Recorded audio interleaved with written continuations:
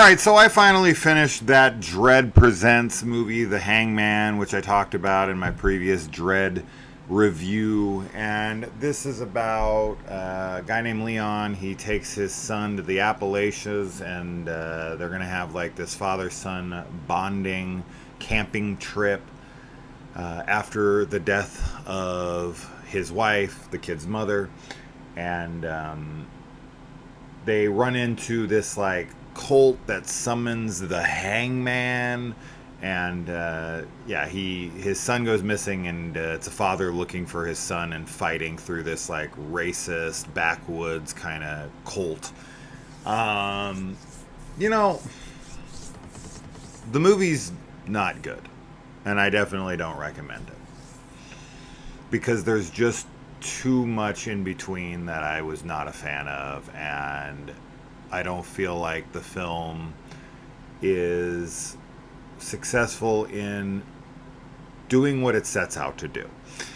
That being said, I do want to give the film credit in some areas. So, Leon, the actor, and the son, their chemistry together when they're just kind of like hanging out in the beginning, when they're in the car and they're chatting, and then even when they're at the campsite and they're like being father and son, I actually thought the chemistry between them was pretty good. And I was like, okay, I'm buying into this family dynamic, and I actually care.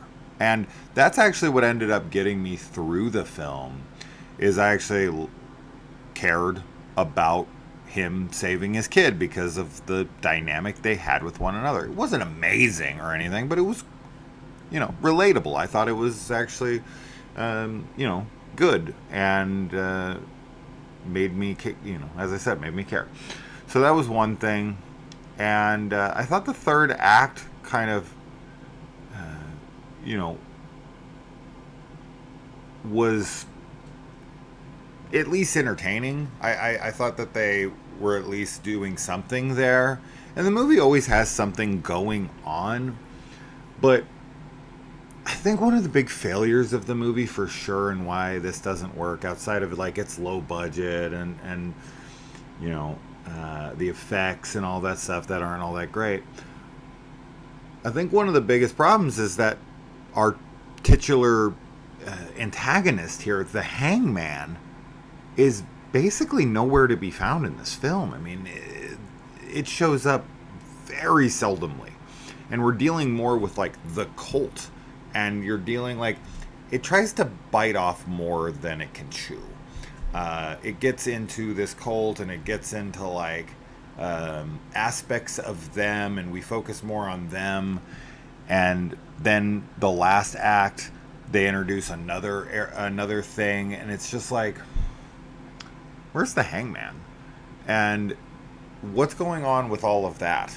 And then there's this other character that comes into play, and it's like, is she on his side? Is she not?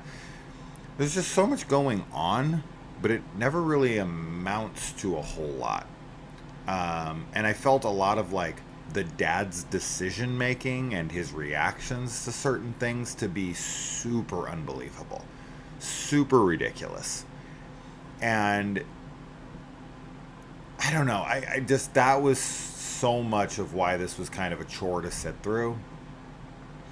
And it sucks because like, I do like aspects of this movie, and I didn't hate the entire experience of watching it. But I'm not going to lie and say that it didn't have me fairly bored and disinterested for a good majority of the runtime. So yeah. Also, there's this like rain check that never comes to fruition and kind of feels tacked on. You would know if you watched it. There's this, it has to do with that other character I was referencing. That's like, is she a good? Is she a bad? And there is some kind of like romantic thing that they kind of hint at, and it just feels completely shoehorned.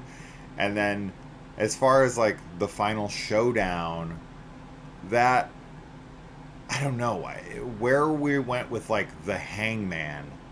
When I go into a movie like this, where that's what the you know, what they're offering. I just feel like that's not delivered on in any way, shape, or form.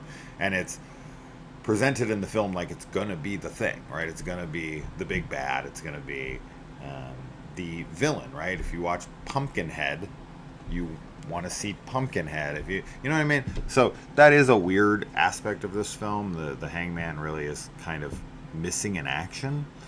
I don't know. The ending is fine.